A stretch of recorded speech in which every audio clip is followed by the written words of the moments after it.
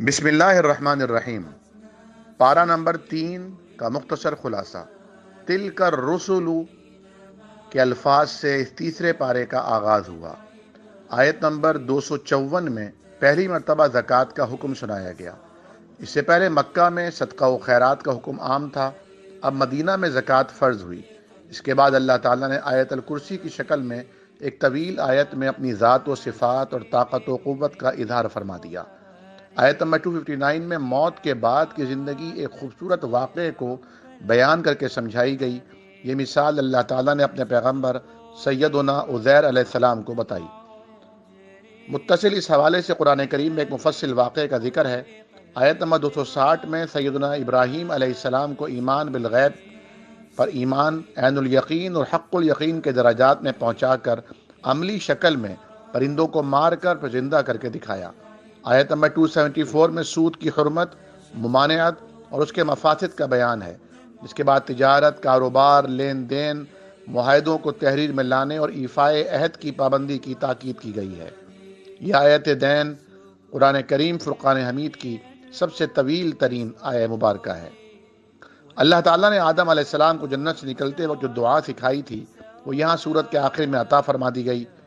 پروردگار ہمیں معاف فرما دے، ہمیں بخش دے، تو ہی ہمارا کارساز اور مددگار ہے، ہمیں کافروں پر فتح یاب فرما، آمین۔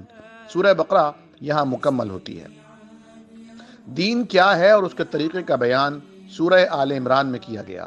اس سورہ مبارکہ کا موضوع اسلام ہے۔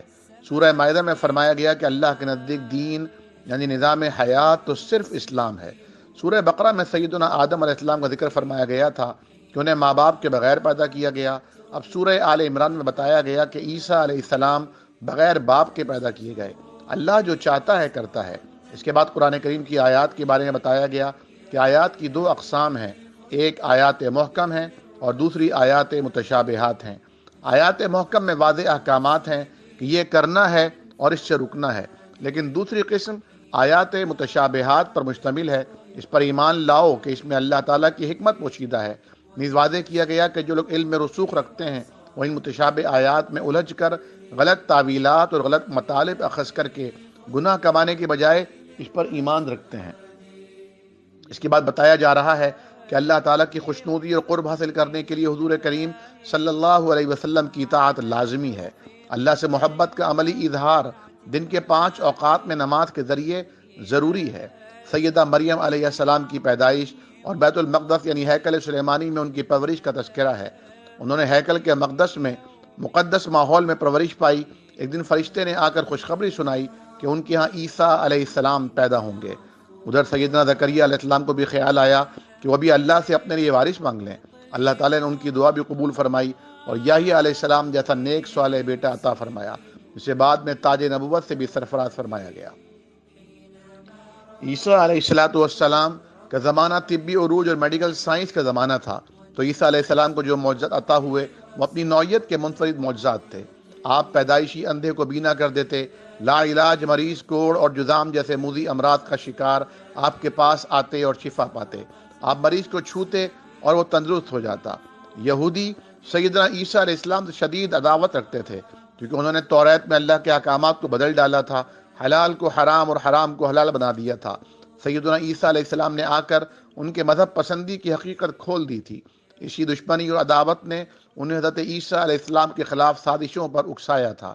اللہ تعالیٰ نے یہاں واضح فرمایا کہ عیسیٰ علیہ السلام نہ قتل کیے گئے نہ سولی دیے گئے، بلکہ معاملہ ان لوگوں کے لیے مشتبہ کر دیا گیا۔ آگے دین اسلام کی اساس کا بیان ہے کہ وہ توحید، رسالت اور آخرت پر یقین کے عقیدوں پر مشتمل ہے۔ ایمان بالغیب اور اللہ تعالیٰ کی مرضی کے آگے تسلیم و رضا ہی بندہ مومن کی شان ہے۔ اس لیے امانت داری کا خاص بیان ہوا کہ اللہ پر ایمان رکھنے والا نہ خیانت کرتا اور نہ وعدوں اور معاہدوں کو توڑتا ہے۔ پارے کے آخر میں اللہ تعالیٰ نے مظاہر قدرت، چاند، ستارے، سورج، زمین و آسمان، رات دن کی گردش کا ذکر فرمایا ہے کہ یہ سب اللہ کی مرضی کے پابند ہیں۔ انسان کو اختیار دے کر آزمایا گیا ہے۔ جو اللہ تعالیٰ کی مرضی سے بغاوت کر کے اپنی من چاہی زندگی گزارتے ہیں وہ اس کی رحمت سے دور ہو جاتے ہیں۔ نیز ایسے لوگ جو ایمان لانے کے بعد پھر کافر ہو جاتے ہیں ان پر لعنت فرمائی گئی ہے۔